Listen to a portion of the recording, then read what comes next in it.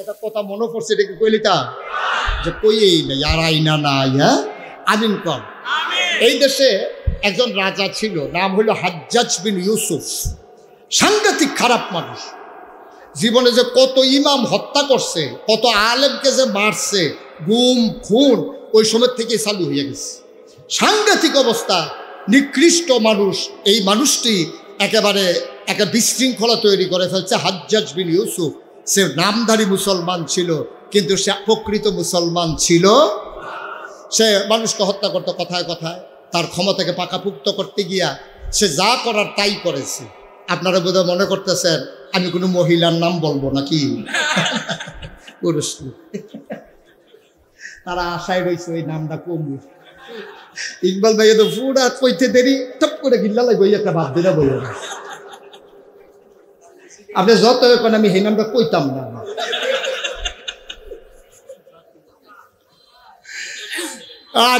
আরে এটা কি শুরু করলেন আপনারা?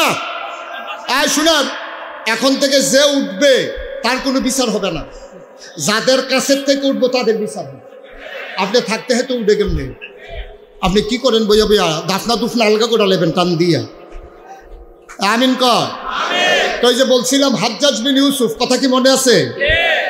সে কি ভালো না খারাপ? সে কি নগণ্য না জঘন্য? সাংঘাতিক। এই হাজ্জাজ বিন ইউসুফ তার বউ ওয়াইফ একদিন তারে ডাক দিয়া কয়, আপনার মতো খারাপ মানুষ আমি যেহেতু বাচ্চা কাচ্চা হয়ে গেছে এই জন্য সংসার করতে আসছি, নাইলে আপনারা ফালাই দিয়ে আমি চলে যেতাম। হাজ্জাজ বিন ইউসুফ আমি কি এতই খারাপ? কয়েকদিন রাস্তা গেলে তো টের পেবেন আপনি কেমন খারাপ। আপনি তো সব সময় সেনাবাহিনী নিয়ে থাকে, স্পেশাল ফোর্স, সিকিউরিটি গার্ড, পেপু তারারে সারা একদিন গিয়া দেখেন না বোরখা গাও দিয়া, তাইলে টের পাইবেন আপনি কত খারাপ। হাজ্জাজ বিন ইউসুফ মুখোশ টুকুশ লাগাইয়া সেরা পায়জামা পাঞ্জাবি পইরা, সে যে বাদশা এটা যেন বোঝা না যায়, আইসে মনে করেন চিটাগাং রোড। আইসা এক ভিক্ষুক দেখা তো বলছে, স্যার কিছু ভিক্ষা দিয়েন। কার কাছে কইছে? কথা কথা বুঝেন নাই কথা? কার কাছে বলছে? হাজ্জাজ বিন ইউসুফ তো বলতেছে, ভাই স্যার কিছু ভিক্ষা দিয়ে। তা হাজ্জাজ বিন ইউসুফ তো পরীক্ষা করার জন্য বাড়িছে মানুষটা কেমন। হাজ্জাজ বিন ইউসুফ কয় তারে দিয়েই পরীক্ষা শুরু করুন। তো তারে জিজ্ঞাসা, তুমি যে ভিক্ষা চাইতে আসো, তুমি কি এই দেশের রাজা যে হাজ্জাজ বিন ইউসুফ আরে চিনো? কয় হ্যাঁ নাম শুনছি। কয় মানুষ কিরকম? কয় নাম দেয় মুহ লইবেন না। সাংঘাতিক খারাপ, অসভ্য। আপনি জিজ্ঞান মানুষটা কেমন দেখে, মানুষ হাজ্জাজ বিন ইউসুফের রাগ কি কমছে না বাড়ছে? তো বুদ্ধিমান লোক তো তারা রাগ দেখায় না, তারা সন্ধ্যার সময় রাগ দেখায়। দিনও আপনি তার লোকে দুর্ব্যবহার করছেন, সন্ধ্যার সময় দেখবেন আপনার ব্যাগ ফুল হিসাইয়া পড়ছে। তো সেই লোক হাজ্জাজ বিন ইউসুফ মনে করলো যে এখন যদি তারে ঠাস করে মাইরা ফেলাই তাইলে তো হবে না। এখন হাজ্জাজ বিন ইউসুফ বলতেছে সে কি খুব খারাপ? আরে খারাপ মানে কি? যে ভিক্ষা দিলেও তো আমি নেই না, এইরকম খারাপ? আরে বাবার এরকম খারাপ কহ। তা হাজ্জাজ বিন ইউসুফ বলতেছে, আচ্ছা মনে করো হাজ্জাজ বিন ইউসুফ তোমার যদি আইসা জিগায় মানুষটা কি রকম, তখন কি কইবা? হেতে বুঝা ফেলাইছে এই রে, তারপর করতে গেছে আর যা নমুনা খারাপ, যেটা মাটি ছড়বো এটা ওটো হাইয়া দিল, লক্ষণ খুব খারাপ। হে তো চিন্তা করতেছে আজকে বোধহয় মায় 2 টুকরা ছাড়া বোধহয় বাড়িতে যাওয়া যাবে না। এখন ওই ভিক্ষুক দেখেন আল্লাহ কি বুদ্ধি দিছে দেখেন। ভিক্ষুক বলতেছে যে রাজা বলতেছে যে তুই হাজ্জাজ বিন ইউসুফ তোমার জিগায় মানুষটা কি রকম, তখন তুমি কি বলবা? তখন ভিক্ষুক বলতেছে আমি বলবো সপ্তাহে আমার মাথা 2 দিন খারাপ থাকে, আজকে প্রথম দিন।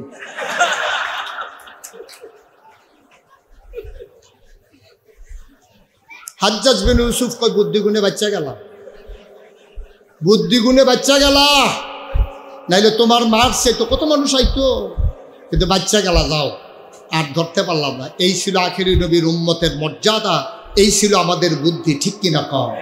এই জন্য আমাদের ব্যাপারে আল্লাহ ঘোষণা দিয়েছেন রাদিয়াল্লাহু আনহুম ওয়া রাদু আনহু। আমাদের যারা পূর্বপুরুষ আবু বকর, উমর, উসমান, আলী, তালহা, জুবায়ের, আব্দুর রহমান ইবনে আউফ, সাদ ইবনে রাবিয়া, আমাদের যারা সিংহ পুরুষ, যাদের রক্ত আমাদের গায়ে প্রবাহমান, তাদের ব্যাপারে বলেছে রাদিয়াল্লাহু আনহুম ওয়া রাদু আনহু। তাদের ব্যাপারে আল্লাহ খুশি, আল্লাহর ব্যাপারে তারা খুশি।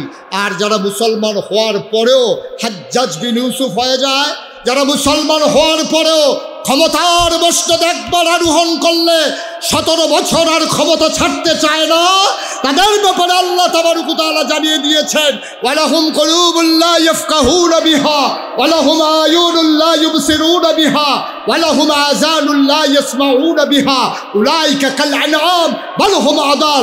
দুনিয়ার ভিতরে এমন একদল মানুষ আছে, ওয়ালাহুম কুলুবুল লা ইয়াফকাহুনা বিহা, তাদেরকে মন দিয়েছি তারা বুঝে না, ঠিক কিনা কর?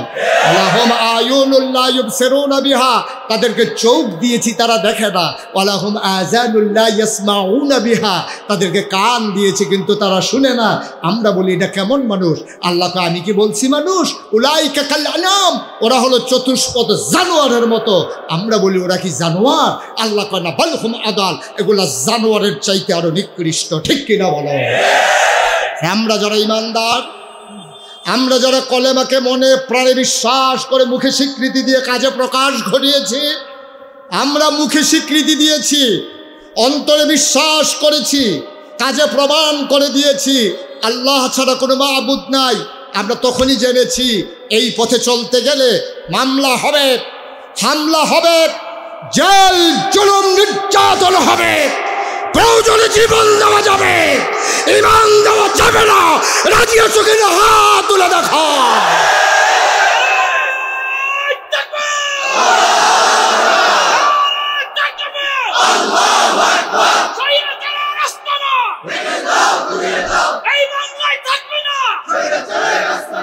সবাই পড়ে না আমিন, জুড়ে পড়ে না আমিন।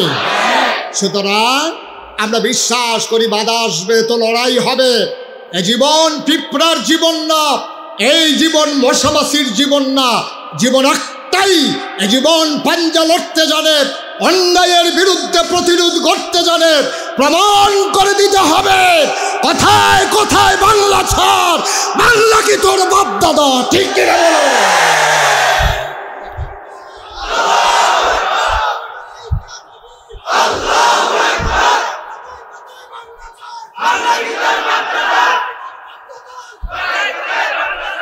যেদিন গেছে একেবারেই গেছে, ওই দিনের আশা করে আর লাভ নাই। আমরা নতুন দেশ বিনির্মাণে স্বপ্ন দেখছি, যে দেশ হবে কলেমার ভিত্তিতে দেশ, ঠিক কিনা বলো? যে দেশ হবে ইনসাফের, যে দেশ হবে জুলুমবাজের পতনের, যে দেশ হবে চাঁদাবাজের পতনের, ঠিক কিনা বলো? এই দেশকে কারো কাছে লিজ দেওয়া হয় নাই। তোমার যেমন বাবার ভিটা, আমারও বাবার ভিটা, ঠিক কিনা বলো? কম করো নাই। কোথায় কোথায় মসজিদের মিম্বার থেকে আলেমদেরকে বেজ্জতি করে নামিয়ে দিয়েছো, মাইক কেড়ে নিয়েছো কোরআনের তাফসীর করার সময়। ছেলেরা যেমন শাহবাগ কাঁপিয়ে দিয়েছিল, কথায় কথায় বাংলা ছাড়, বাংলা কি তোর বাপদাদা। আর আজকে ওলামায়ে কেরাম সিদ্ধান্ত নিতে হবে, কথায় কথায় মিম্বার ছাড়, মিম্বার কি তোর বাপদাদা, ঠিক কিনা বল? মিম্বার আলেম ওলামা, মেম্বার শাসন করবে ওলামায়ে কেরাম, মেম্বারে কথা বলবে ওলামায়ে কেরাম। কোরআনের কথা বলেই যাবে, কোনো বাধা কোরআনের কথাকে থামিয়ে দিতে পারবে না, ঠিক কিনা?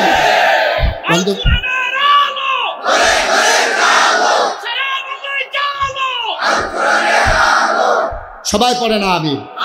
বন্ধুগণ, আমি যে বলছিলাম নবীজি কলমা পড়ার কারণে পাথর দিয়ে আঘাত মারলো, নবীকে গালি দিল, আর আমি মুশতাক ফয়েজি কলমা পড়লে আমাকে হাদিয়া দেওয়া হয়, তোহফা দেওয়া হয়, সবাই মিলে স্লোগান দেওয়া হয়, হুজুরের মতো মানুষ হয় না। কারণটা কি? কারণ হচ্ছে একটাই, নবী যে কথা বলেছেন, কাজে প্রকাশ ঘটিয়েছেন, অন্তরে বিশ্বাস করেছেন।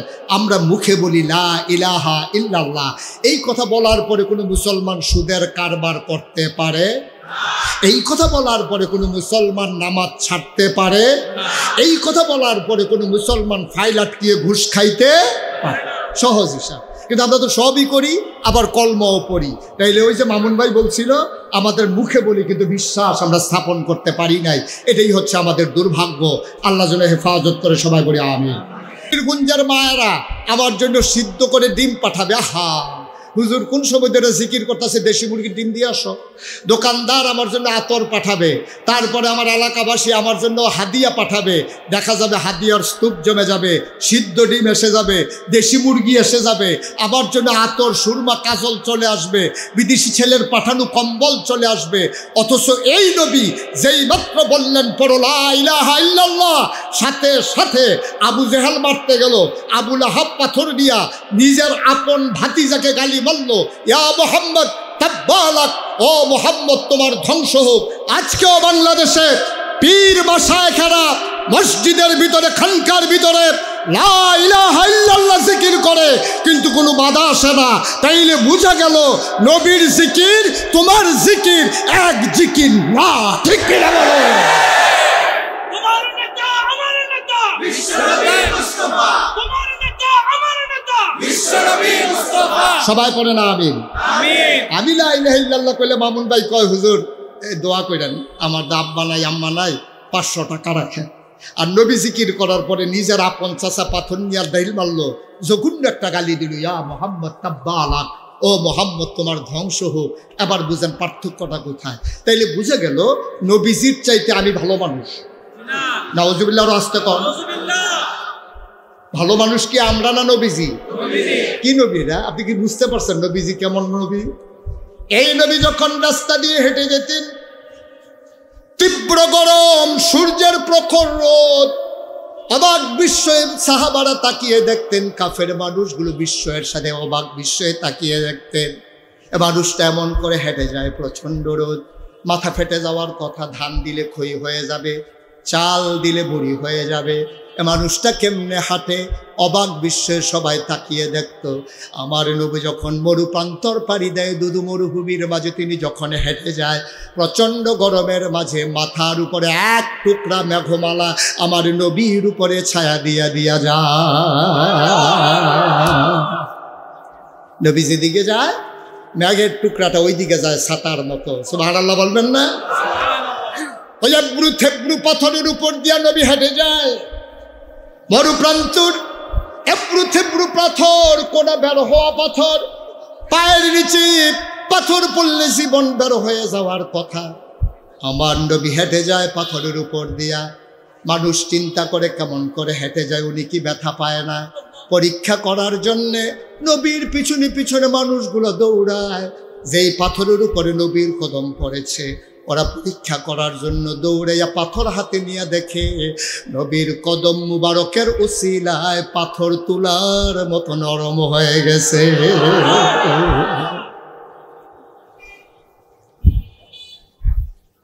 এই নবী বলে লা ইলাহা ইল্লাল্লাহ, বলার সাথে সাথে আপন চাচা পাথর মারে আর গালি দেয়া মুহাম্মদ তাব্বালাক।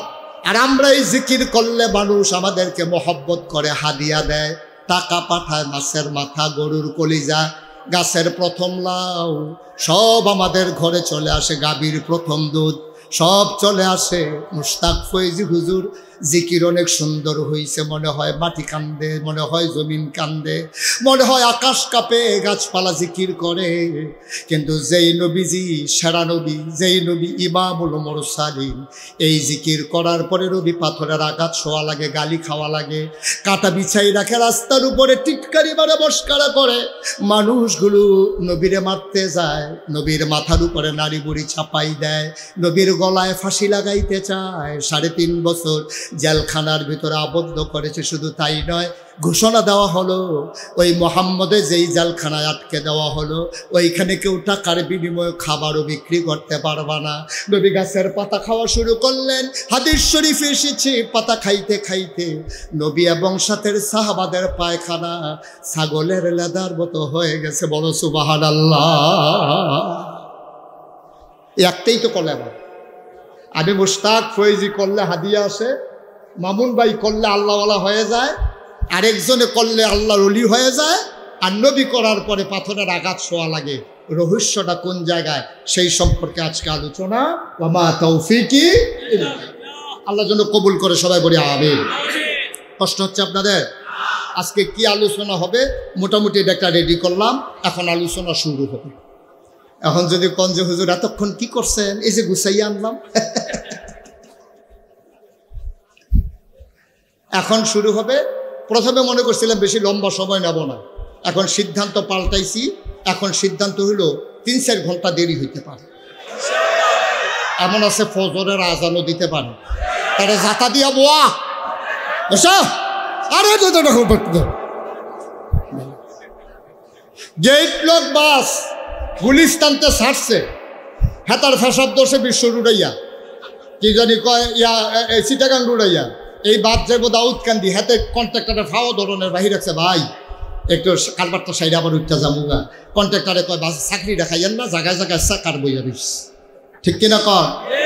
তো এই কি কয় সায়দাবাদেরতে বাদ ছাড়লে দাউদকান্দি জয় চলে যাওয়া লাগে ফেসাব নিয়া, আর মাহফিলও ধরনের আগে করণের লেগেতে উঠতে বই ওটা আধা ঘন্টা বইলে কি হয়? এটা নট অ্যালাউ। এখন কোনোর জন্য কোনো কিছুর জন্য এখন যদি কেউ আঙ্গুল দেখান, আঙ্গুল তো দূরের কথা, হাত দেখাইলেও কাম হইতো না হয়। প্রত্যেক দিন মুস্তাক হয়ে যায় সে বসে থাকে নাকি? হলে আপনার বাড়ির কাছে দিকে বাইকে হুতালাইবেন আর আমার বয় রাখবেন মাহফিল এটা কি হেই হুজুর?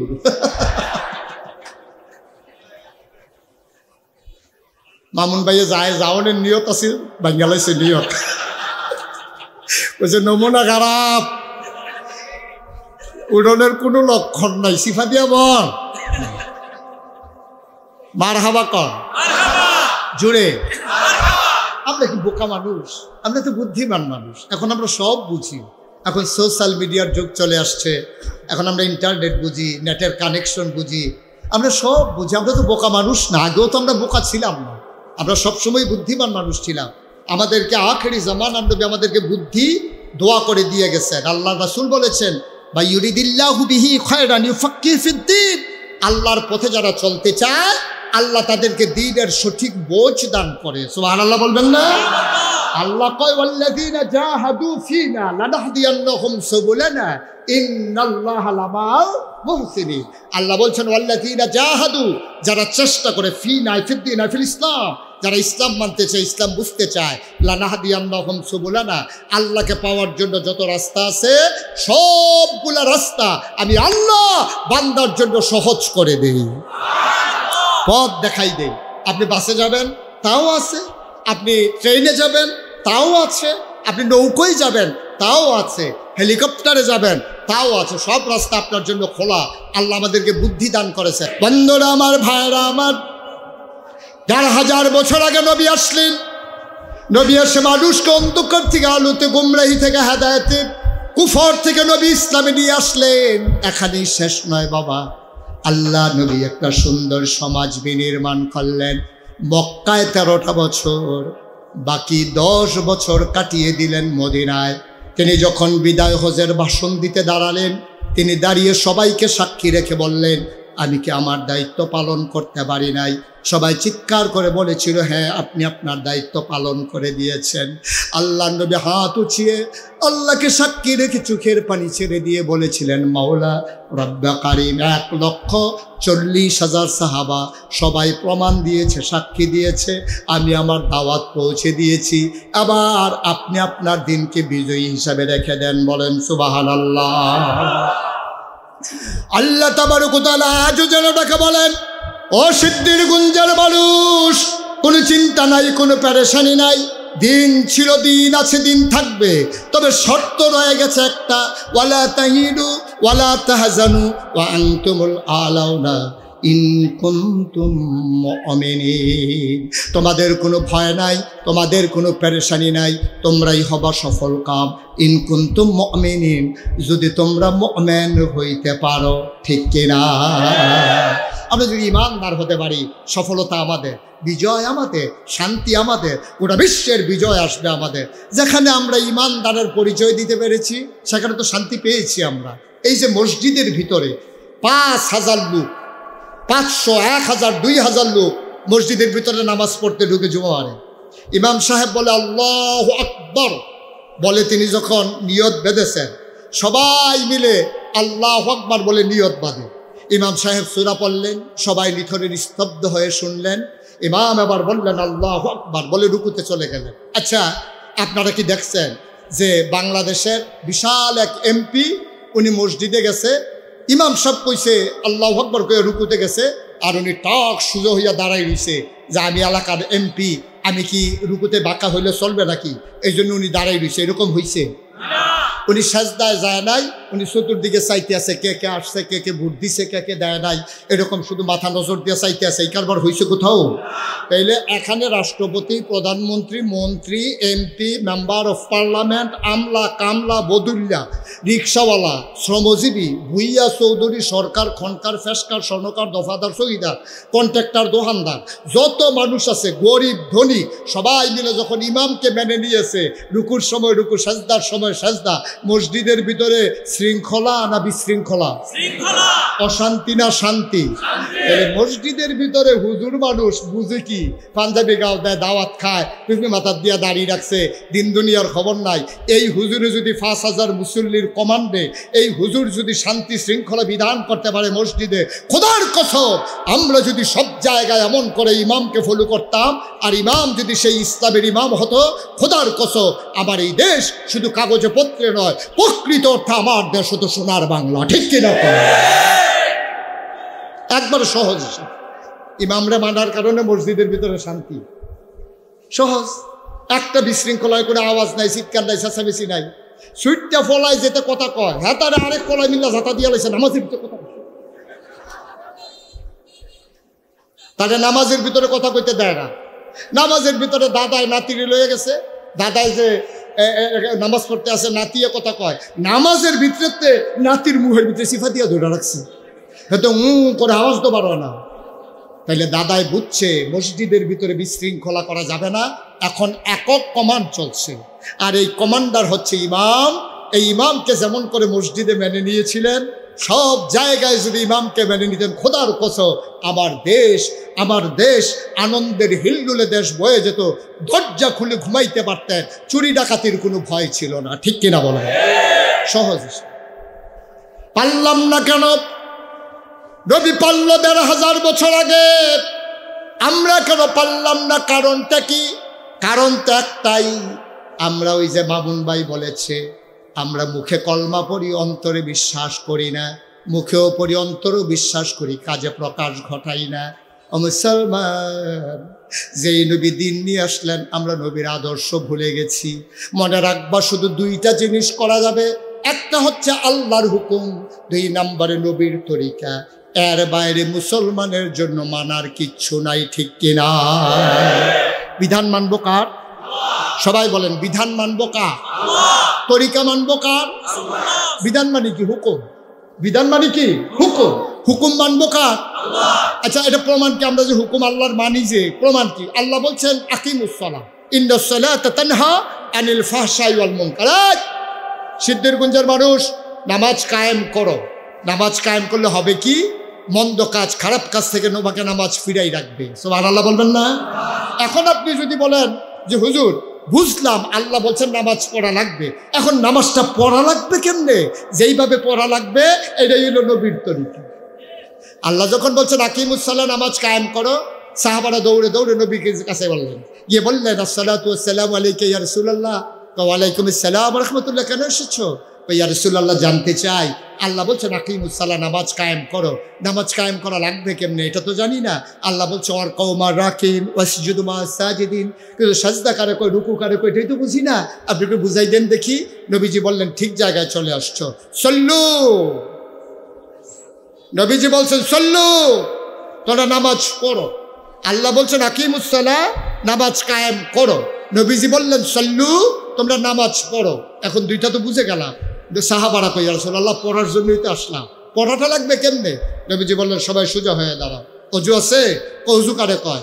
অজু মানে হচ্ছে নাকে পানি দিয়া গড়গড়ার সাথে কুলি করা, নাকে পানি দিয়া নরম জায়গায় পৌঁছে দেওয়া, আর হচ্ছে আর কি বলে এই গড়গড়ার মুখমণ্ডল মাসাহ করা অজু, আর হচ্ছে কনুই পর্যন্ত ধৌত করা, 4 ভাগের 1 ভাগ মাথা মাসাহ করা, আর পায়ের টাকনু সহ ধৌত করা। তো বুঝতে ইয়া রাসূলুল্লাহ অজু আছে। কই গোসল? তোমাদের কি কারো গোসলের দরকার আছে? কই গোসল কি কারণে করতে হবে? নবী বুঝালেন। গোসল কেমনে করা লাগবে? গড়গড়ার সাথে কুলি করতে হবে, পানি গলায় নিয়া করে আওয়াজ করতে হবে গলায়, নাকের একেবারে নরম জায়গা পর্যন্ত, যেখানে পানি গেলে জলে উঠে ওই পর্যন্ত পানি পৌঁছে দিতে হবে। গায়ের সমস্ত শরীর একটা পশম পরিমাণ জাকনো শুকনা রাখা যাবে। এর এই অজু ওই গোসল আছে, কই হাই ইয়া রাসূলুল্লাহ রেডি। আবার বললেন সাল্লু, তোমরা নামাজ পড়ো। সবাই লাইন ধরে দাঁড়ালেন, নবীজি কেরাত পড়লেন, রুকু দিলেন, সেজদা দিলেন। আবার বললেন সাল্লু কামা রাআইতুমুনি উসাল্লি, আমি যেইভাবে নামাজ পড়েছি তোমরা দেখে দেখে এইভাবে নামাজ পড়ো। নামাজের হুকুম করলেন কে? আর দেখাই দিলেন কে? এই হুকুম হইল বিধান, আর দেখানো হইল তরিকা। সুবহানাল্লাহ বলবেন না? তাহলে আমরা হুকুম মানবো কার? তরিকা মানবো কার? কেন মানবো? এই নবী তো সেই নবী। কোন নবী? এটা বলেই আমি আলোচনা শেষ করে দেব। অনেকে যে শুনছে 3-4 ঘন্টা দেরি হইব, এই জন্য কয় শুধু শুধু আর দেরি করে আপনার এলো বাড়ির জায়গা না, এটা একটা কথার কথা। সবাই ধৈর্য ধরে বসেন, এই কিছুক্ষণের ভিতরে শেষ করে দেবো ইনশাআল্লাহ। আল্লাহ যেন কবুল করে, সবাই পড়ি আমিন। বন্ধুগণ, নবী কেমন নবী একটু শুনেই আমরা শেষ করে দেবো ইনশাআল্লাহ।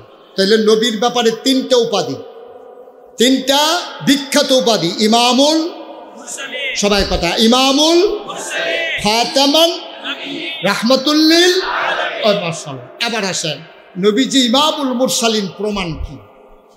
আল্লাহর নবী তিনি বসে আছেন কাবার কিনারে, হেলান দিয়ে চোখ বন্ধ করে আরাম ফরমাচ্ছিলেন। ইসলামের চরম পরম দুশ্মন, নাম হইল আবু জাহাল। কি নাম?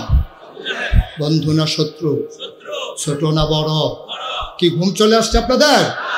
নবীর শত্রু আবু জেহেল, ইসলামের শত্রু ছোট না বড়?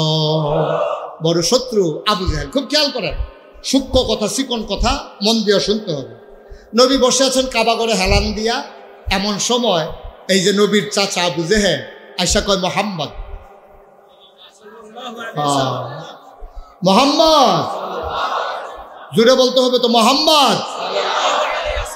কে কয়? কে কয়? আবু জেহেল। আমি এই কথা এক মাহফিলে গিয়া জিজ্ঞেসি, যে ডাক দিয়া জিজ্ঞেসে কইছে মোহাম্মদ। আমি ওই কে কয়? সবাই মিল্লা কইতেছে হুজুর আমরা কি হ্যাঁ আসলাম, কে কয়? আমি কেমনে কয়?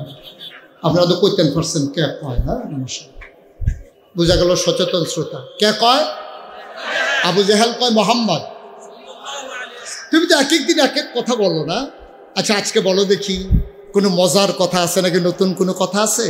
তুমি তো একদিন বলো কুলু লা ইলাহা ইল্লাল্লাহ, বলে দিলা যে লা ইলাহা ইল্লাল্লাহ, আর তুমি নাকি রাসূল মুহাম্মদুর রাসূলুল্লাহ। বেড়া, আমি হইলাম তোর চাচা। আমি থাকতে আল্লাহ আমারে দেখে না, তোরে দেখে না? তোর চাচা আবুল আহাবদ আছে, দেখতে কি তোর চেয়ে কম সুন্দর? পয়সাও ভালো আছে। তুই বেড়া এতে বাপ মারা গেছে ফেরো থাকতে, মা মারা গেছে 6 বছর বয়সে, যায় দাদা পাইছিলি 13 বছর বয়সে, দাদা ওটাই। হেই বেড়া তুই কর যে আমি নবী, আর আমরা আইসলাম দুনিয়াতে এমনি, আল্লাহ তোরে দেখে আমরা রে দেখে না। নবীজি কয় তো আপনারা দেখে না, আমি কি করতাম? ঠিক আছে যাও, তুমি যখন নবী তুমি কও আল্লাহ কইছে যাও, এটা দিয়া কথা নাই। তো নতুন কোনো কথা আছে নাকি? নবীজি মুচকি হেসে কয় চাচা গত রাত্রে তো একটা সাংঘাতিক ঘটনা ঘটছে। সুবহানাল্লাহ বলবেন না?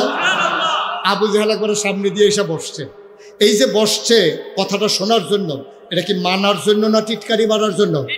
টিটকারি মারার জন্য। আপনার দেশে দেখছেন না, আলেম ওলামা দেখলেই একদল মানুষ আছে শুধু শুধু টিটকারি মারে, আছে নাকি নাই?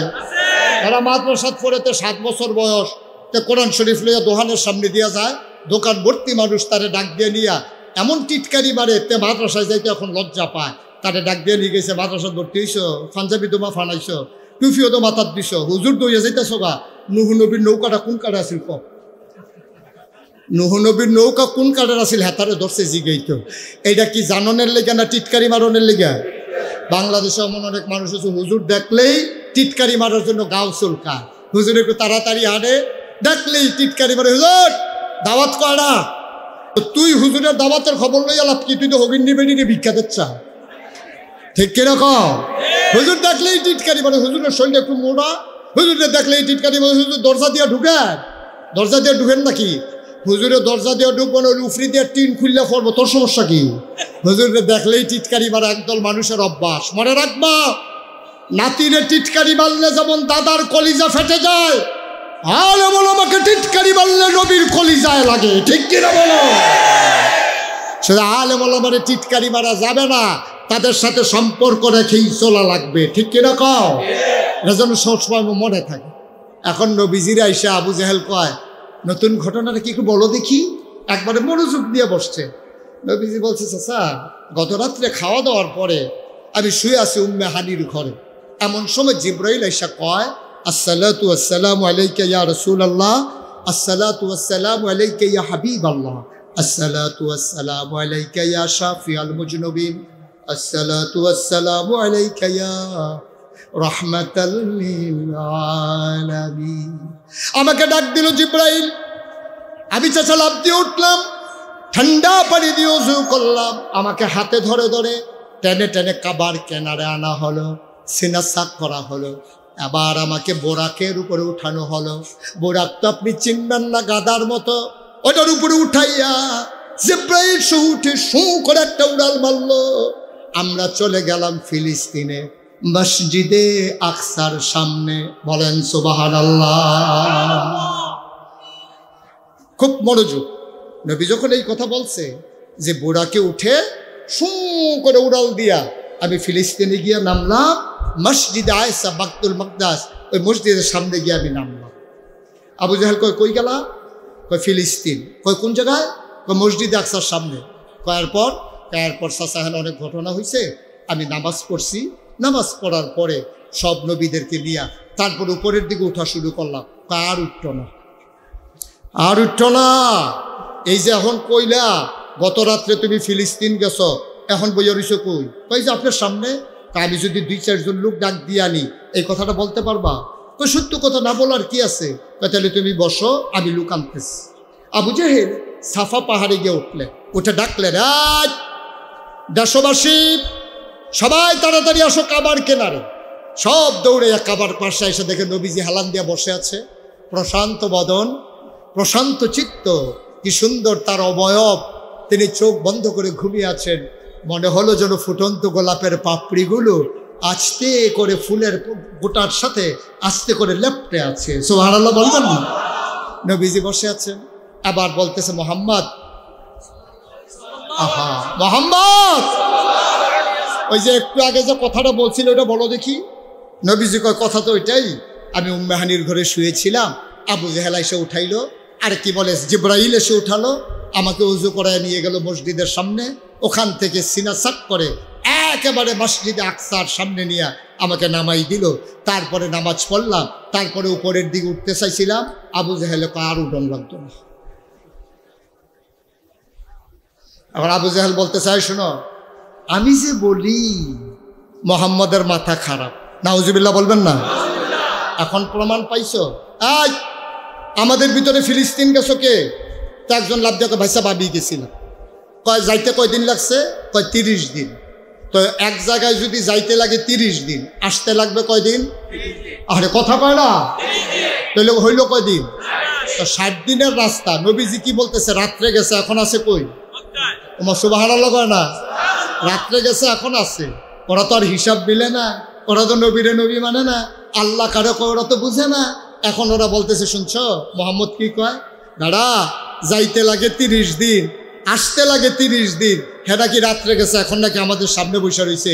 আবার বুঝো কেমন মাথা খারাপ, নাউজুবিল্লাহ বলবেন না? নবী চুপ মেরে বসে আছেন। কাফেরারা সবাই একজন আরেকজনকে, আবু জাহেল আপনি যে আমাদেরকে ধমক দিতে আছেন, আপনি যেমন ওরে নবী মানেন না, আমরা কি মানি?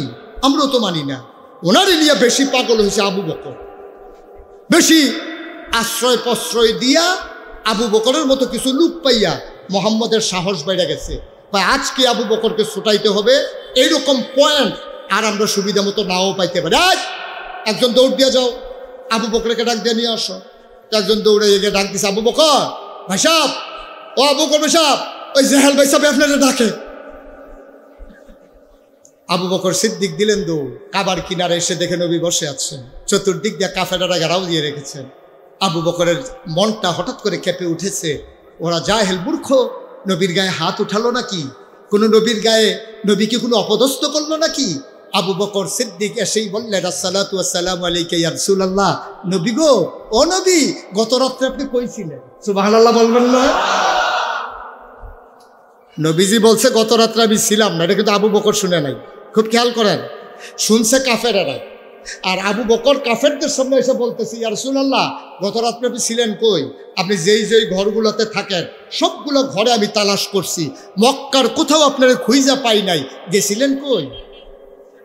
এই কথা বলার পরে এখন সব কাফেরেরা আবু জেহেলের দিকে চায়, আজ আইছিলেন সোড়াইতেন, আনছিলেন আবু বকরের সোড়ানের লেগে হেবারে যে আরো শক্ত হইয়া ধরছে হয়।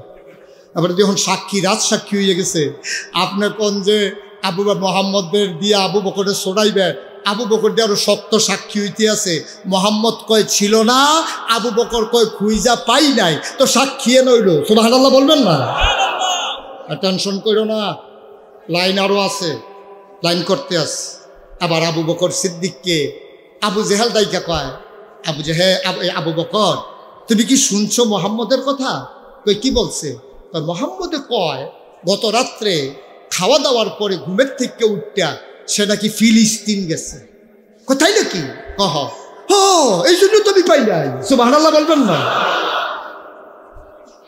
সে ফিলিস্তিন গেছে, এটা কি তুমি বিশ্বাস করো? তুমি তো একটা বিবেকবান মানুষ, তুমি তো হিসাব বুঝো, শিক্ষিত সজ্জন। তুমি জানো না ফিলিস্তিন যাইতে কয়দিন লাগে? শুনছি 30 দিন লাগে। কত আসতে লাগে? 30 দিন। তো সে কয় রাত্রে গেছে, আর এখন আমাদের সামনে বসে, এটা তুমি বিশ্বাস করো? আবু বকর মুস্কি হেসে কয়, এর চাইতে বড় বড় কথাই তো বিশ্বাস করছি। সুবহানাল্লাহ বলবেন না? শুধু এটা কেন, এর চাইতে বড় কথা বিশ্বাস করি নাই আমরা?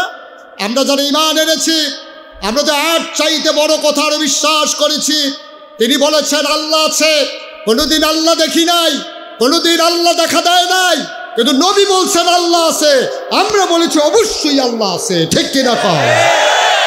তাহলে এই নবীর কথা শুনি না, আল্লাহ না দেখে আল্লাহ মাইনা নিলাম। এই নবী কয় ফেরেশতা আছে, আমি কি ফেরেশতা দেখছি? আমরা মেনে নিছি না ফেরেশতা? নবী বলছে জান্নাত আছে, জাহান্নাম আছে, আমরা তাও মেনে নিয়েছি। নবী বলেছেন ওনার আগে নাকি অনেক নবী এসেছেন, আমরা তাও মেনে নিয়েছি। আবু জেহেল যেই নবীর কথা শুনে আল্লাহকে না দেখে আল্লাহ মেনে নিলাম, যেই নবীর কথা শুনে পরকাল বিশ্বাস করলাম, যেই নবীর কথা শুনে জান্নাত আর জাহান্নাম বিশ্বাস করে নিলাম, এই নবী শুধু বলেছে রাতের বেলা ফিলিস্তিন গেছে। এটা কি একটা কথা নাকি? এটা তো একটা সাধারণ কথা। এটা কি নবী বলছে না তুমি বলো? কয় তোমার নবী তো বলছে, নাইলে জিজ্ঞেস করো। আবু বকর কই জিজ্ঞেস করা লাগবে না, তুমি বলো সত্য বলছে নাকি? কহ তোমার নবী এই কথা বলছে। আবু বকর সিদ্দিক চিৎকার করে কয়, আবু জেহেল রে, ও আবু জেহেল, বুঝে ধরুক আর না ধরুক, জ্ঞানের আওতায় আসুক আর না আসুক, এই কথা যদি নবী বলে থাকে তুমি শুনে রাখো, অবশ্যই নবী সত্য বলেছে।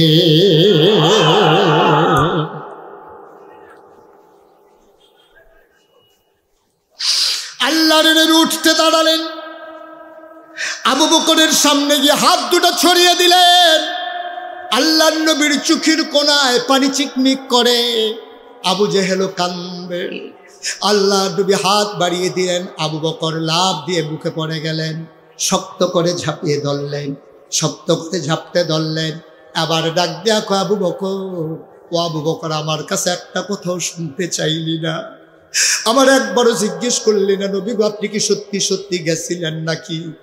একটু শোনার পরেই তুই বিশ্বাস করে ফেললি। আজকে থেকে তুই আর আবু বকর শুধু আবু বকর না, আজকে থেকে আমি নবী তোর নাম রেখে দিলাম আবু বকর সিদ্দিক। ও মুসলমান, মুশতাক ফৈজি কোনোদিন আসে নাই, আর কোনোদিন তোমাদের মাঝে আসবো কিনা জানি না। যদি কোনোদিন মুশতাক ফৈজি না আসে, মনে রাইখো আমি এসেছিলাম, মনে রাইখো আমি কথা কয়টা বলে গেলাম। আজকে মন সাক্ষী দিয়েছে, 36 বছর মুশতাক ফৈজি বাংলায় দেশের বাইরে ওয়াজ করে, কদম দিলেই মাহফিলের ওজন বুঝি।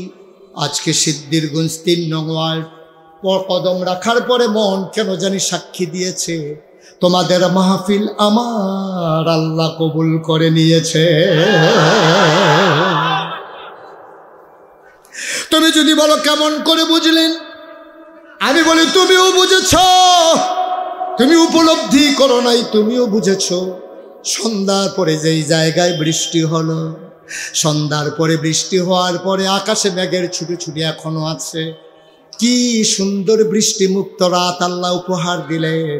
মাহফিল কবুল হওয়ার জন্য এই প্রমাণটাই যথেষ্ট, ঠিক কিনা বলে?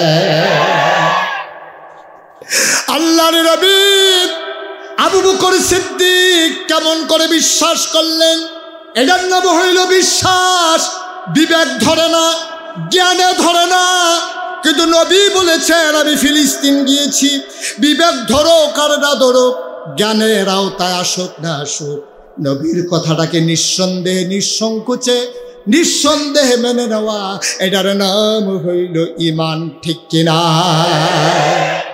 এখানেই শেষ না বন্ধু। আল্লাহর নবী একদিন বললেন, আবু বকর, ও আবু বকর প্রস্তুত থেকো, যে কোনো দিন একদিন বোধহয় মক্কা ছেড়ে দেব। মাঝরাত সবাই নিথরে নিস্তব্ধ, একটা কেউ জাগনা নাই।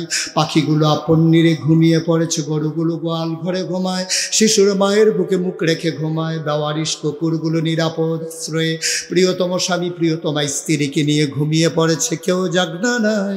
নিথরে নিস্তব্ধ পৃথিবী, শিশির বিন্দুর আওয়াজ ওই ঘরের চালের ভিতরে টিপ টিপ করে ঝরে, সেই আওয়াজও শোনা যায়। আল্লাহর নবী ঘর থেকে উঠলেন, তিনি ঘুম থেকে জাগলেন, তিনি আবু বকরের দরজায় গিয়ে আস্তে ধরে কড়া নাড়লেন। আবু বকর দরজা খুলে দিয়ে বলেন, লাব্বাইক ইয়া রাসূলুল্লাহ। আল্লাহর নবী চমকে উঠলেন, তিনি থমকে দাঁড়ালেন, তিনি আশ্চর্যান্বিত হয়ে গেলেন। ডাক দেখো আবু বকর রে, আবু বকর, চুপি চুপি একটা মাত্র ডাক দিলাম, কেমনে টের পাইলা? তুমি কি ঘুমাও না? আবু বকর কান্দে আর কই, ইয়া রাসূলুল্লাহ, যেই দিন আপনি বলেছিলেন তৈরি থেকো, যে কোনো সময় রওনা দেওয়া লাগতে পারে, ওই দিন থেকে আবু বকরের পিঠ আর বিছানায় লাগে না।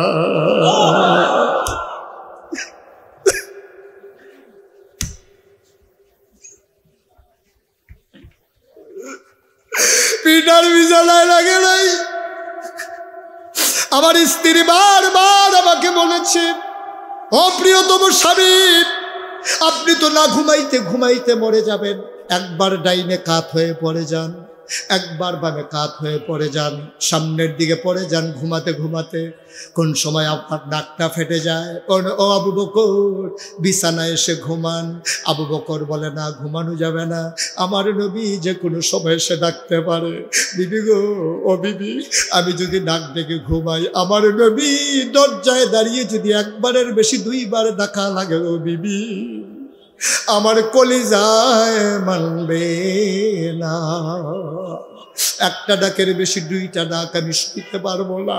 আমার নবী বলেছেন তৈরি থেকো। আমি শুয়ে থাকলে তো তৈরি থাকা হলো না। আপনি তো মরে যাবেন। আমি আবু বকর মরে যাই, কোনো আপত্তি নাই, কিন্তু আমার নবীর দুইটা ডাক আমি দিতে দেব না। আল্লাহ নবী কয়, হাঁটা দিলেন উল্টা, যেদিকে মদিনা সেদিকে গেলেন না, উল্টা পথে হাঁটলেন।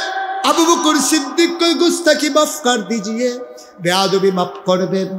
আপনি কেন মদিনায় যাওয়ার কথা বলে উল্টা পথে হাঁটছেন?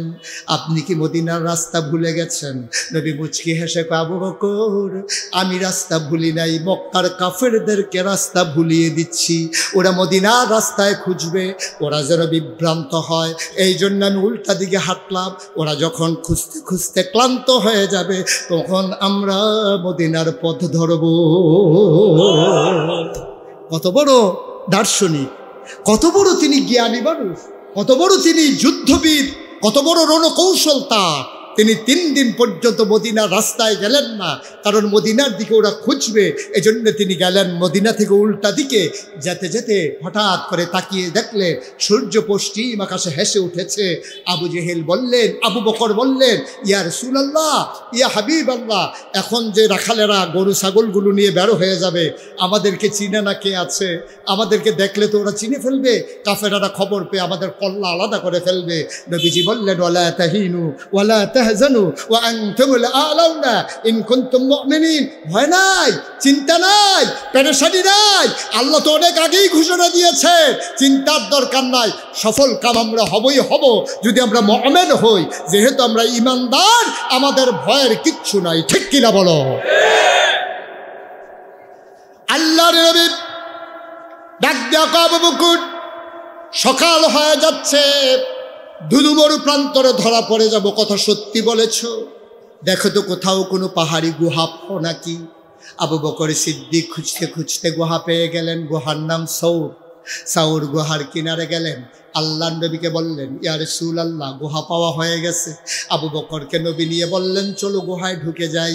আবু বকর হাত ছড়িয়ে গুহার মুখে দাঁড়িয়ে গেলেন। আল্লাহর নবী কয়, কেন পথ আটকে দিয়েছো?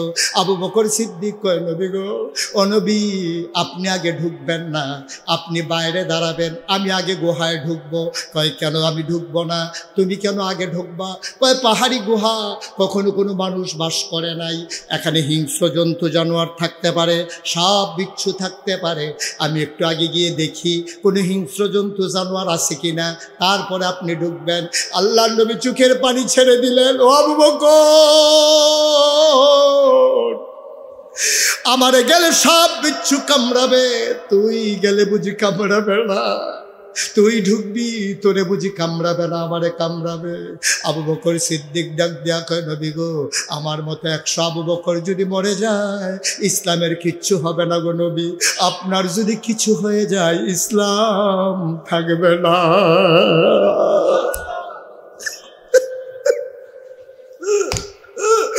আপনার যদি কিচ্ছু হয়ে যায়, নবী, ইসলাম থাকবে না গো নবী। আমি মরে যাই, আপত্তি নাই, আমি আগে দেখতে চাই গুহা নিরাপদ কিনা। আবু বকর সিদ্দিক গুহায় ঢুকলেন, নবীকে ডাকলেন, আহলান সাহলান মারহাবা, মোস্ট ওয়েলকাম, গুহাতে আপনাকে স্বাগত। নবী আস্তে করে ঢুকলেন, ক্লান্ত পরিশ্রান্ত দেহ তার। তিনি বললেন, আবু বকর, আসন পেতে বসো, আমি একটু আরাম ফরমাই। আবু বকর সিদ্দিক আসন পেতে বসলেন। আল্লাহর নবী কুলের ভিতরে মাথা রেখে শুয়ে পড়লেন। আবু বকর সিদ্দিক কপালের ভিতর আস্তে করে টিপে দেয়, চুলের ভিতরে আঙ্গুল বুলিয়ে দেয়। আমার নবী আরাম পেয়ে চোখ বন্ধ করে ঘুমাতে শুরু করলেন। আবু বকর সিদ্দিক কায়া দেখে গর্তের ভিতরে, গুহার ভিতরে চতুর্দিক দিয়ে ছোট্ট ছোট্ট গর্ত দেখা যায়। গর্তগুলার ভেতর থেকে জিব্বা, সাপের জিব্বা এমন লক লক করে। আবু বকর ভয় পেয়ে গেলেন। টান দিয়া মাথার পাগড়িটা টুকরা টুকরা করলেন। টুকরা টুকরা করে ওই পাগড়িটা দিয়ে সবগুলা গর্ত বন্ধ করে দিলেন। কাপড়ের টুকরা শেষ, কিন্তু গর্ত বাকি রয়ে গেল আরো একটা। কয়টা? কাপড়ের টুকরা, কাপড়ের টুকরা নাই, গর্ত বাকি রয়ে গেছে একটা। কি দিয়া বন্ধ করবে? আর কাপড়ের টুকরা নাই। আবু বকর সিদ্দিক নবীর মাথার নিচ থেকে আস্তে করে একটা কদম বের করলেন, পাটা দিয়া গর্তের মুখে এমন করে চাপা দিয়ে রেখেছেন। বিষাক্ত সাপ, বিষধর সাপ গর্ত থেকে বের হতে না পেরে আবু বকরের পায়ের ভিতরে ছুবল মারলেন।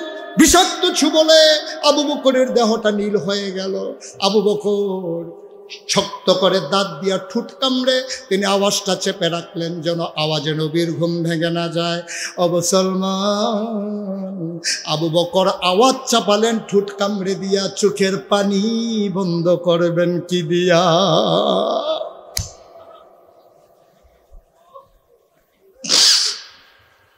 আওয়াজ থামিয়ে দিলেন ঠুট কামড়ে, চোখের পানি থামাবেন কি দিয়া?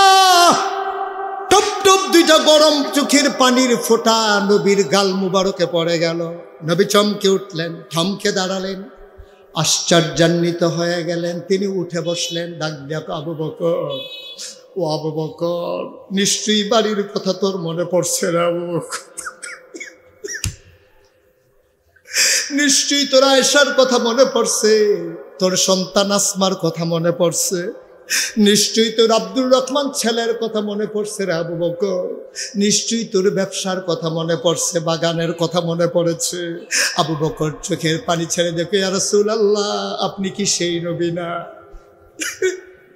আপনি কি সেই নবী না?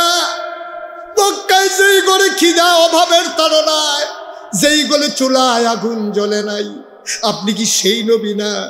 ওই মায়েরা যাদের চুলায় আগুন জ্বলে না, ওই মায়েরা বাচ্চাকে কুলে করে আপনার ঘরের দরজায় এসে দাঁড়িয়ে থাকতো। আপনি যখন ঘর থেকে বের হতেন, মায়েরা দেখাতো, ওই যে তাকাইয়া দেখো, বাচ্চাগুলো আপনার সুন্দর চেহারার দিকে তাকাইতো। 3 দিন ধরে না খাওয়া, 2 দিন ধরে না খাওয়া বাচ্চারা ওই খাবারের কথা ভুলে যেত।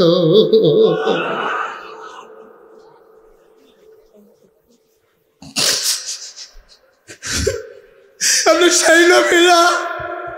আপনি সেই নবী না যার চেহারার দিকে তাকাইলে বাচ্চারা খিদার কথা ভুলে যায়।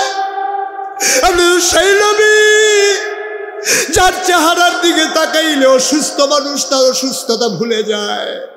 আল্লাহ কি না দিছে আপনার মাঝে, আপনার ঘাড় পর্যন্ত প্রলম্বিত চুলগুলো। সাহাবায়ে কেরাম অবাক বিস্ময়ে তাকিয়ে দেখতো। চুলের ভিতরে তৈল দিয়ে যখন আশ্রাতেন, পিছন থেকে আমরা তাকিয়ে দেখতাম, অবাক বিস্ময়ে তাকিয়ে মনে হতো চুলের মাঝে যেন মৃদু মন্দ ঢেউ দেখা যায়। আপনি সেই নবী না যার কপালটা ছিল চৌড়া শুভ্র সাদা, যার চোখের ভুরুগুলো ছিল টানা টানা ধনুকের মতো বাঁকা। আপনি সেই নবী না যার চোখগুলো ছিল বড় বড় ভাষা ভাষা, চোখের পাতাগুলো ছিল গোলাপের পরির মতো। আপনি কখনো বা যখন একবার চোখের পলক ফেলতেন, মনে হইত মৃদুমন্দ বাতাসে ফুটন্ত গোলাপের গোলাপি পাপড়ির দুইটা যেন দোল খাইতেছে।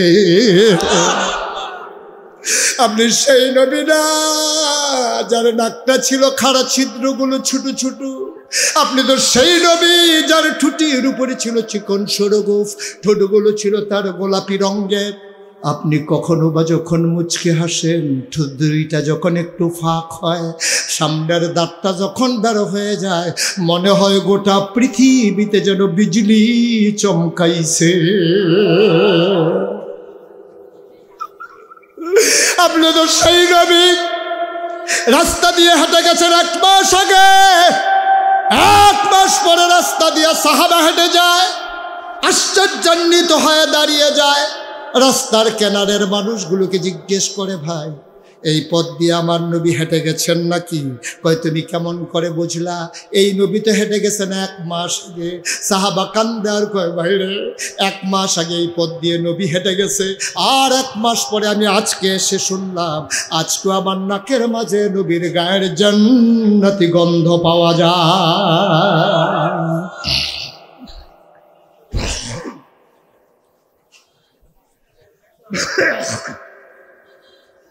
ও নবী, আপনার মাথা মুবারক আবু বকরের কুলে, আর আবু বকর কান্না করবে আয়েশার জন্যে, আবু বকর কান্না করবে নিজের বাড়ির জন্যে, আবু বকর কান্না করবে আসমা আব্দুর রহমানের জন্য। কেমনে ভাবলেন গো নবী? আল্লাহর নবী কয়, তাইলে কান্দ কেন? কয়, মনে করেছিলাম বলবো না, কিন্তু আপনি জিজ্ঞেস করেছেন না বলে উপায় নাই। নবী গো, ও নবী, সাপ আমার পায়ের তালুতে ধ্বংসন করেছে, বিষের জ্বালায় ছটফট শুরু করেছি, আওয়াজ থামাইতে পারছি, চোখের পানি থামাইতে পারি নাই। আল্লাহর নবী কয়, আবু বকর রে, তুই আর ইসলামের জন্য কি করবি রে আবু বকর? আবু বকর, দুনিয়াতে নবীদের কোনো বন্ধু হয় না রে, একমাত্র আল্লাহ ছাড়া। যদি আমি নবীরে আল্লাহ হুকুম দিত একজন বন্ধু বানাই নাও, খোদার কসম তুই আবু বকরকে আমি নবী বন্ধু বানাইতাম।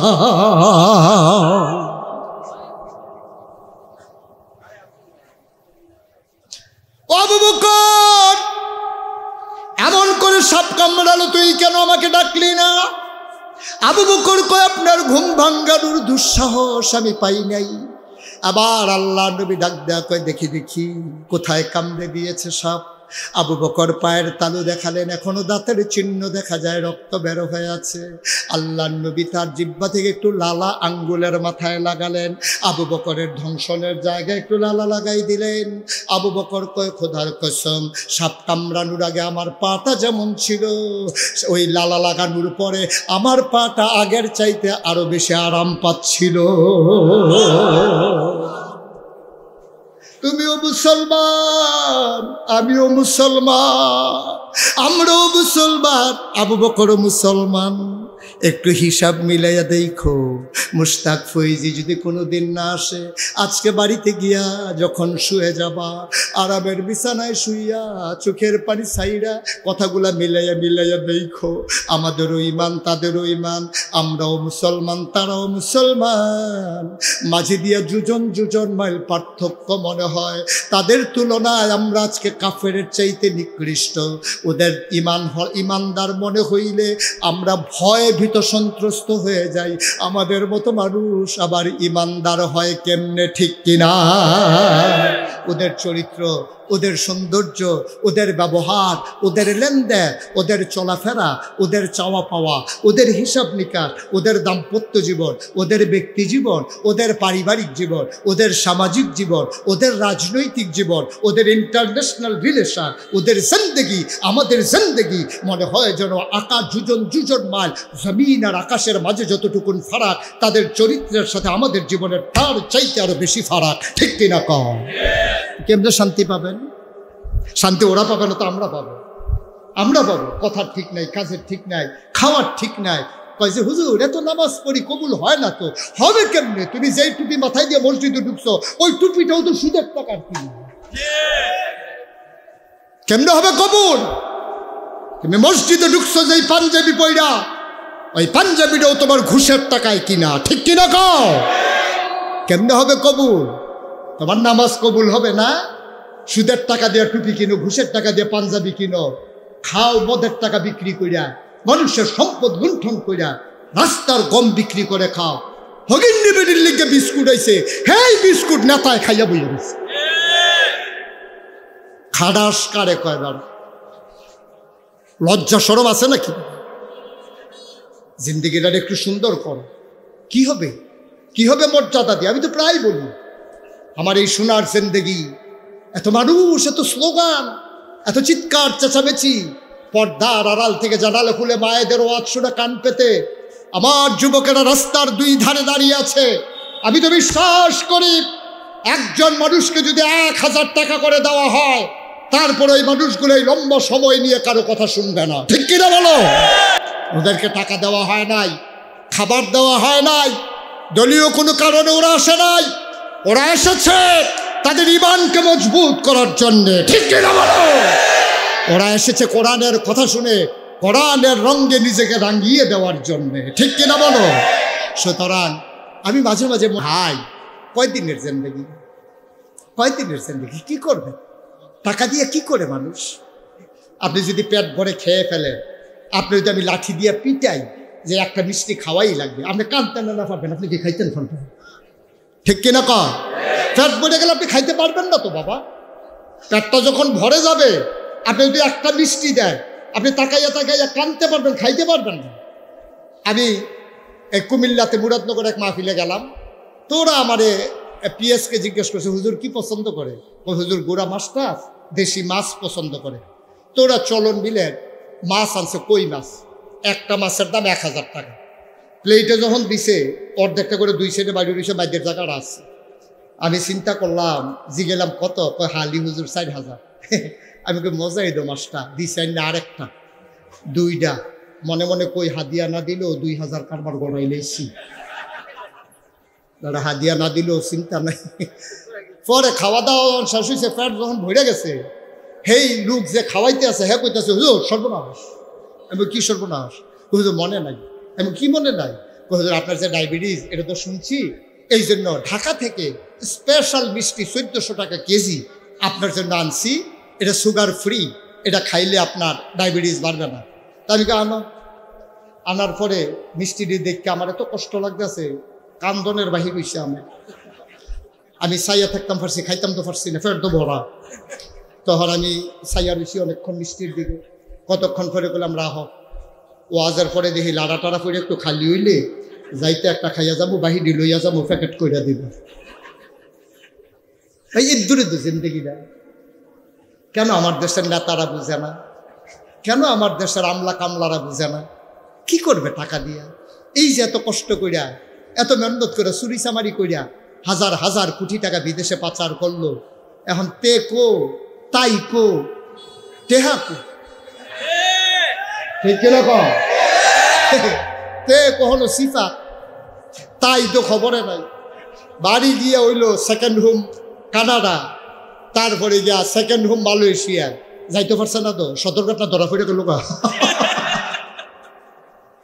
কবে আমি কইতাম কামাইয়া কুমাইয়া হমান, হেই ওয়াজ পড়ে বইছে হাতার উপরে, ধরা খাইছে। কি সুন্দর পাজামা, কি সুন্দর পাঞ্জাবি, এখন ঠিকই যখন ধরা খাইছে তা কামাইয়া কুমাইয়া হমান। ঠিক কিনা ক? এর দূরে তো ইমান, আর এর দূরে তো ইমান বেড়া। আমি মুশতাক হয়েছি, যদি বন্দুকের নল ত্যাগ করো, আর যদি বলো দাড়িগুলো কামাই ফেলতে হবে, আমি বলবো জীবন দেওয়া যাবে, দাড়িতে হাত দেওয়া যাবে না। ঠিক কিনা বলো? এটাই তো ইমান। আর হ্যাঁ, তারা কায়দার লেগে রাহে বেসব ফললে কামাই না, কামাইয়া থাকুন যাবে, ওরা ধরা পড়ে গেছে না।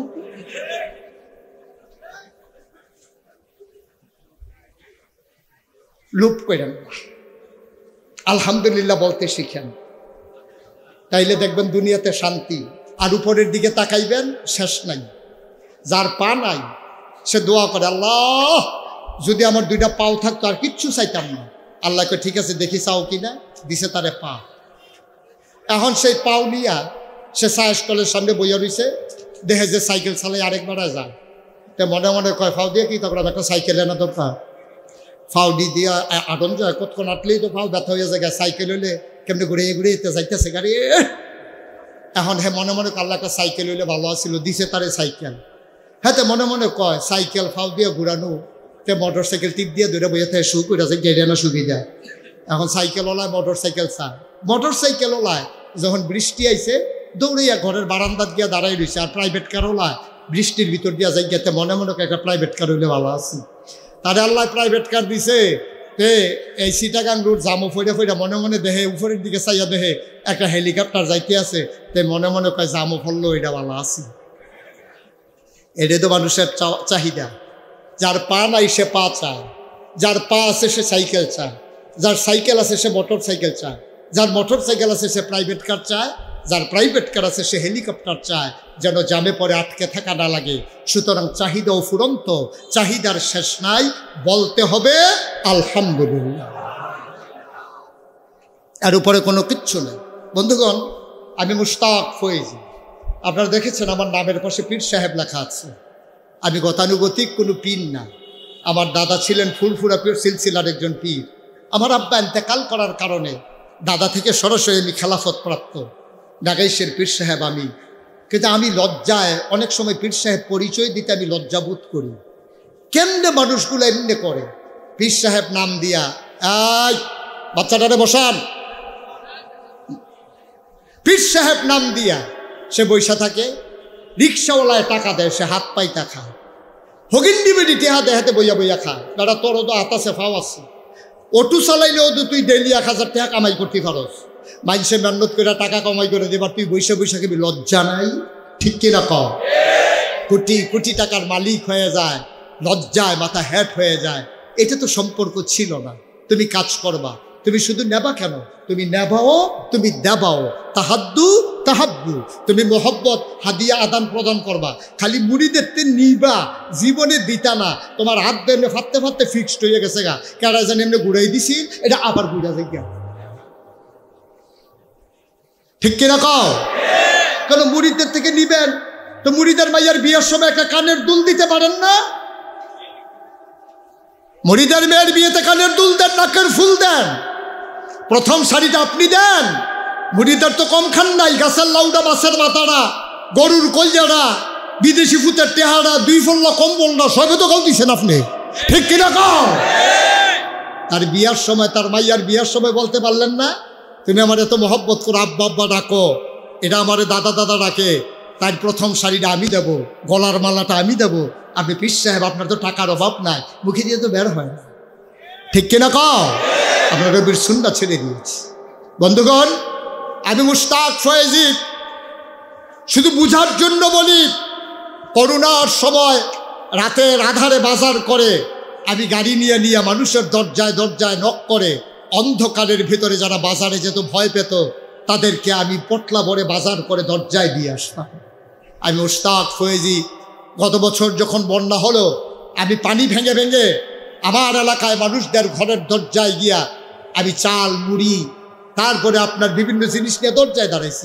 মানুষগুলো কেঁদে ফেলছে, হুজুর আপনার মতো মানুষ পানি ভেঙে নিয়ে আসছেন। আমি বললাম, আপনারা আমারে দেখতে মন চায়, আমার মন চায় না, এই জন্য আমি ছুটে এসেছি। বন্ধুগণ, এটাই তো হওয়া উচিত, এটাই হওয়া উচিত। আপনি যেমন ইসলামের নেতা হবেন, আপনি সমাজেরও নেতা হবেন। এটার জন্য এমপি হওয়া, মন্ত্রী হওয়া জরুরি না। আপনি ইচ্ছে করলে ঘরে বসে আপনি খেদমত করতে পারেন। ঠিক কিনা কও? আপনার তো এই অভ্যাস নাই, আপনি শুধু নিতে জানেন, দিতে জানেন না। দেবেন। আমি মুশতাক ফয়েজি, যেদিন আমার পরিচিতি বেড়ে গেল, সবাই যখন চিনল, আমার দায়বদ্ধতা আমাকে আর ঘুমাতে দেয় না। স্বপ্ন তো তাই যা আমাকে ঘুমোতে দেয় না, স্বপ্ন তা নয় যা ঘুমিয়ে ঘুমিয়ে দেখা হয়। আমি অস্থির হয়ে যাই, আমি যে একদিন তো মরেই যাব। এত মানুষ যে এত ভালোবাসলো, এত মানুষ যে আমাকে চিনলো, মহব্বত করলো, আমার কি এই সমাজে কিছুই করার নাই? যেই চিন্তা সেই কাজ। আমি 10 জন ইঞ্জিনিয়ার নিয়ে একটা টিম করলাম। আমার মুরিদের মাঝ থেকে 10 জনকে ডেকে বললাম যে বাবারা, একটা মসজিদ, একটা হাসপাতালের ডিজাইন করো। ওরা 21,000 স্কোয়ার ফিট প্লাস একটা হাসপাতাল নিচতলায়, দোতলায়, 3 তলায় মসজিদের ডিজাইন করে আমাকে নিয়ে আসলো। আমি বললাম এটা কি? ওই যে হুজুর, ওই যে বলছিলেন হাসপাতাল আর মসজিদ, এই যে নিয়ে এসেছি। আমি বললাম এটা করতে কেমন টাকা লাগবে? 30 কোটি টাকা। কয় কোটি? মা কথা কয় না, কয় কোটি? আমি বললাম দাদা, তোরা রে কইছিলাম দেখে কি তোরা আমার এমনি ভয় দেখাইবি? কি করছ তোরা? 30 কোটি জীবনেতেও দেখছ? হুজুর 1 কোটি তো দেখছি না। তারেক বেটার কান দেন না 30 কোটি উঠাই দিছ। হুজুর একটা নিয়ত করে নাই না যান। তখন আমি নিয়ত করলাম, আমি মুশতাক ফয়েজি 1 বছর মাহফিল করে যত টাকা হাদিয়া পাই, 1 বছরে যত টাকা হাদিয়া পাই, পুরো হাদিয়া আমি আমার মসজিদ, এতিমখানায় এবং এই যে হাসপাতাল ওইটার ভিতরে দিয়ে দেব। আমি 1 বছরে জমাইলাম 25 লক্ষ টাকা। আমি দিয়া মসজিদের কাজ শুরু করলাম। 24 সালের জুন মাসের 1 তারিখ আবার মসজিদের 1 তলার ছাদ হয়েছে, যেখানে হাসপাতাল হবে। এই গত মাস, এই চলতি মাসে 19-20 2 দিন লাগিয়ে আবার 2 তলার ছাদ হয়েছে। 3 তলার কাজ এখন চলতেছে। একসাথে নামাজ পড়বে 6,000 লোক। মারহাবা বলবেন না? কয় হাজার? আর নিচে ফ্রি হাসপাতাল, কোনো টাকা লাগবে না। অসহায় মানুষটাকে না ফেলতে পারলে বাকি খরচ আমাদের ইনশাআল্লাহ। আমরা সেই পরিকল্পনা নিয়ে যাচ্ছি, কাজ চলতেছে ইনশাআল্লাহ। আমি একটু নিয়ত করেছিলাম, একজন মানুষ পাইল আমার এই হাসপাতাল আর মসজিদের কথা বলবো, এটা আমার ওয়াদা ছিল। আমি নিজে 25 লক্ষ টাকা দিয়েছি। মাহফিল থেকে যখন বাড়িতে যাই, আমি মসজিদের কাছে নেমে যাই, মাঝ রাতে হাত উঁচিয়ে চোখের পানি ছেড়ে আমি দোয়া করি, আল্লাহ ও মাওলা, আমি যদি মরে যাই তাহলে মসজিদ কে করবে? আমাকে ওই পর্যন্ত হায়াত দাও, যেন মসজিদের কাজটা শেষ করে তারপরে যেন আমার মৃত্যু হয়। আমিন বলবেন না? আমি আল্লাহর কাছে চাই, আল্লাহ যারা এই মসজিদে বিন্দু বিন্দু করেও শরীক হবে, তোমার নবীর কথা অনুযায়ী, মান বানা লিল্লাহি মসজিদান বানাল্লাহু লাহু বাইতান ফিল জান্নাহ, যে দুনিয়াতে মসজিদ বানাবে আল্লাহ তুমি জান্নাতে তার জন্য ঘর বানাই দিবে, এটা তোমার ওয়াদা। আজকে এই কবুল হওয়া মাহফিলটাতে আমরা সবাই মিলে তওবা করব। দরকার আছে নাকি নাই? মায়ের জন্য, বাবার জন্য দোয়া করব। যারা উঠতেছেন একজন লোক উঠবেন না, আমরা এখন দোয়া করব সবাই নামাজের মতো করে বসে। আমি দোয়া চাই আমার এই হাসপাতাল, আমার এই মসজিদ আমরা যেন দাঁড় করিয়ে দিতে পারি, আমাকে যেন সেই হায়াত আল্লাহ দান করে। সবাই পড়েন আমিন। আমার মসজিদে অনেকে অনেক টাকা দিয়েছেন। আমি এই পর্যন্ত 6 কোটি টাকা আমার মসজিদের জন্য আমি খরচ করে ফেলেছি। আপনারা যদি মনে করেন যে হুজুর এ বিশাল মসজিদ, আপনার মতো মানুষ, এ বিশাল হাসপাতাল, আপনার মতো মানুষটা যদি 25 লক্ষ টাকা দিতে পারেন, আমি বুঝি পারি না? অবশ্যই আপনি পারেন। আহলান সাহলান মারহাবা, মোস্ট ওয়েলকাম। আমার এই জগতে আপনাকেও স্বাগত। আসুন সবাই মিলে জান্নাতে ঠিকানা বানিয়ে নেই, সবাই মিলে নিজেদের গোনাগুলো মাফ চেয়ে নেই। আমরাও যেন এই মসজিদে শরীক হয়ে আমি যেন গর্ব করে বলতে পারি আমিও মসজিদ বিনির্মাণে একজন অগ্রসেনানী। আল্লাহ যেন আমাদেরকে কবুল করে। সবাই পড়ে না আমিন। কত রিক্সাওয়ালার টাকা এখানে ঢুকেছে, কত শ্রমজীবী মানুষের টাকা এখানে ঢুকেছে। আমরা সবাই মিলে তওবা করব, আল্লাহ যেন কবুল করে। সবাই পড়ে আমিন। আমরা সবাই মিলে আমার এই কাঙ্ক্ষিত মসজিদে আমরা ইনশাআল্লাহ শরীক থাকব। আমার মামুন ভাই আছেন, ইকবাল ভাই আছেন, আমার ইঞ্জিনিয়ার ভাই কই, এই যে ইঞ্জিনিয়ার, সবাই আছেন। আপনারা প্রাণ ভরে আমার জন্য দোয়া করবেন। আমার এই স্বপ্নের মসজিদটাতে আপনিও হবেন একজন গর্বিত সৈনিক, এটা আমার মনের চাওয়া, আমার জন্য না। কোনোদিন এই মুশতাক ফয়েজি বাংলাদেশে হাত পাতে নাই, কিন্তু আল্লাহর দরবারে আমরা চেয়েছি, আল্লাহ দিয়েছেন। এই মসজিদ বিনির্মাণে আমরাও ভূমিকা রাখবো সবাই মিলে।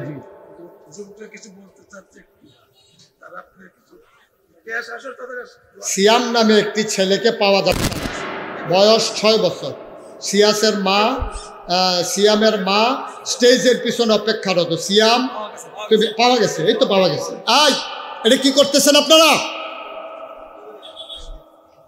আমরা দোয়া করবো না, তওবা করবো না? একটু বসেন, সবাই আমার সাথে পড়েন।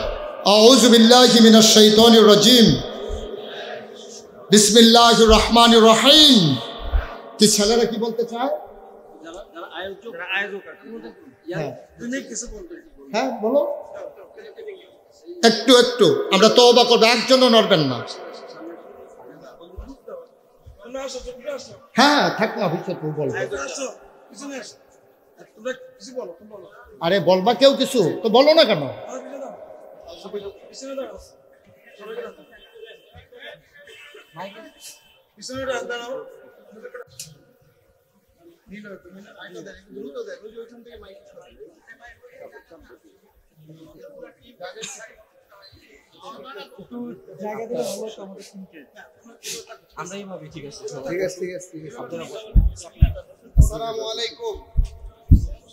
আসসালামু আলাইকুম ওয়া রাহমাতুল্লাহি ওয়া বারাকাতুহু। ওয়া আলাইকুম আসসালাম ওয়া রাহমাতুল্লাহ। আশা করি সবাই ভালো আছেন। আপনাদের দোয়ায় আমরা একটি মাহফিলের আয়োজন করতে পারছি, সেই জন্য রব্বুল আলামিনের দরবারে শুকরিয়া আদায় করছি। আলহামদুলিল্লাহ। এই মাহফিল বাস্তবায়ন করার জন্য এখানে যে যুবকদেরকে দেখতে পাচ্ছেন, এরা সবাই অনেক বেশি কষ্ট করছে। বিশেষ করে বিগত 2 দিন থেকে এরা প্রায় রাত 2টা পর্যন্ত প্রচুর কষ্ট করছে। তারপরে আমাদের হুজুর আসছেন সেই কুমিল্লা থেকে, হুজুরকে কিভাবে নিয়ে আসা, সব বিষয়ে এত পরিমাণ প্রেসার ছিল। এদের চেহারার দিকে তাকালে দেখবেন সব যুবক, মানে আন্ডার 18 বলা যেতে পারে অনেকে। এত অল্প বয়সে এত বড় একটা কাজ তারা আঞ্জাম দিয়েছে। আপনারা সবাই তাদের জন্য বলবেন না মারহাবা। এই যুবকদের এই যে এত পরিমাণ কষ্ট, হুজুর সেই সুদূর কুমিল্লা থেকে আসছেন, রাস্তায় কোন ধরনের বিপদ হতে পারত। এত কষ্ট এত পরিশ্রম তখনই সার্থক হবে যখন আপনারা এই মাহফিল থেকে কিছু বাসায় নিয়ে যেতে পারবেন। আমরা যদি মাহফিল আসি শুধু ওয়াজ শোনার জন্য, তাহলে আমাদের এই মাহফিলটা পরিপূর্ণ হবে না। যদি এখান থেকে শুনে বাসায় গিয়ে যদি আমল করতে পারি, নিজের পরিবারকে যদি আমল করাইতে পারি, সেখানেই হচ্ছে আমাদের সফলতা। আপনারা চেষ্টা করবেন ইনশাআল্লাহ, আর আমাদের জন্য দোয়া করবেন। এই সিদ্ধিরগঞ্জ 3 নং ওয়ার্ড যুব কাফেলা আমরা আগামী দিনে আরো যেন ভালো ভালো কাজ করতে পারি ইনশাআল্লাহ। আমরা সিদ্ধান্ত নিয়েছি সমাজ পরিবর্তন করার জন্য আমরা যে ধরনের আমাদের পরিকল্পনা নেওয়া দরকার, আমরা আমাদের মুরব্বী এখানে যারা আছেন, অধ্যাপক মাহমুদ ভাই থেকে শুরু করে যারা আছেন, সবার সাথে পরামর্শ করে আমরা এই সমাজকে সামনের দিকে এগিয়ে নিয়ে যাওয়ার জন্য চেষ্টা করবো। আপনারা সবাই আমাদের জন্য দোয়া করবেন। হ্যাঁ মাশাআল্লাহ বলেন আলহামদুলিল্লাহ। ধন্যবাদ। সে যে প্রত্যাশা করেছে সমাজ বিনির্মাণে আমার যুবকেরা ভূমিকা রাখতে চায়। এখন যৌবন যার, যুদ্ধে যাবার শ্রেষ্ঠ সময় তার। যুবক বদলে গেলে সমাজ বদলে যাবে, যুবক পাল্টে গেলে সমাজ পাল্টে যাবে। যুবকেরা পাঞ্জা লড়লে স্বৈরাচার পালিয়ে যায়, এটাই বাস্তবতা, ঠিক কিনা বলেন? এটা তো বাস্তবতা, এটাই ইতিহাস। আল্লাহ যেন এই সুন্দর সমাজ বিনির্মাণে এই যুবকদেরকে অগ্র সেনানী হিসেবে এক একজন ওমর আলী হয়ে বজ্র কঠিন শপথ নিয়ে অটল অবিচল পাহাড়ের মতো যেন দাঁড়িয়ে থাকতে পারে। সবাই পড়ে আমিন। আমার এই যুবকেরা যে সমাজ বদলে দিতে চায়, রাষ্ট্র বদলে দিতে চায়, এই তাদের জন্যই তো আমাদের এই অনন্য সংযোজন, যে গ্রাম অজপাড়াগাঁয়ে নিবৃত পল্লীতে ফ্রি হাসপাতাল এবং এই মসজিদ, 6000 লোক একসাথে নামাজ পড়বে।